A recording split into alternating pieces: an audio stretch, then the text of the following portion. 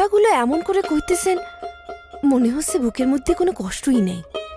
শোনো, এই জীবনটা হতেছে কি জানো, এই নদীর মতো।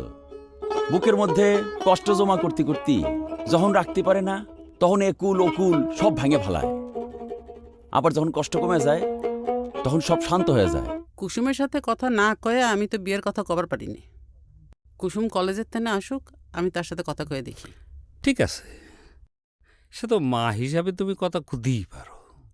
তো একটা কথা মনে রেখো, জমি শেখের নজর পড়িছে তোমার মিয়ার দিকে।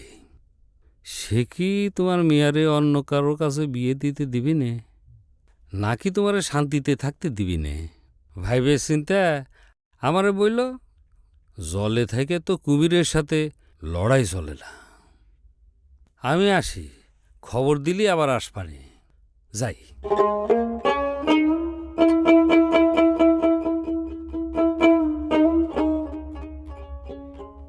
রতন ভাই, আপনার কি এই নৌকা চালায় সংসার চলে? আমি আর আমার পরাণ পাখি মিলা সুসংসার। পরাণ পাখির আবার তেমন কোনো চাহিদা নাই, চলে যায় আর কি।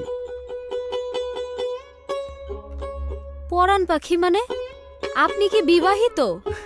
আরে না, পরাণ পাখি হলো কি আমার মা, আমি আবার তারে পরাণ পাখি কয়ে ডাকি। আচ্ছা, আপনার আব্বাজান নাই? না, আমি তখন ক্লাস 8-এ পড়ি। আমার বাপজান এই নদীতে নৌকা চালাইতো। ঝড়ের রাতে নৌকা চালাইতে বেরোইছিল, স্রোতের পাকে পইরা পরের তারে পাওয়া যায় নাই। কথাগুলো এমন করে কইতেছেন মনে হচ্ছে বুকের মধ্যে কোনো কষ্টই নেই। শোনো, এই জীবনটা হতেছে কি জানো, এই নদীর মতো। বুকের মধ্যে কষ্ট জমা করতে করতে যখন রাখতে পারে না, তখন একুল ওকুল সব ভাঙে ফেলায়। আবার যখন কষ্ট কমে যায়, তখন সব শান্ত হয়ে যায়। তা তোমার বাপ মার কথা তো কিছু কইলা না? আমার মা আছে, বাজান নাই। আমাকে ছোট রেখে বাজান কই যেন নিরুদ্দেশ হয়ে গেছে।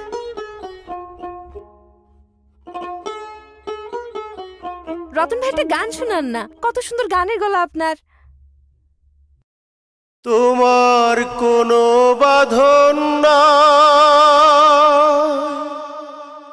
তুমি ঘর ছাড়া কি তা, তোমার কোনো বাঁধন না,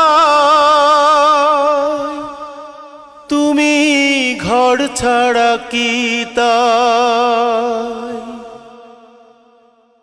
এই আছো ভাটায়, আবার এই তো দেখি জোয়ারে।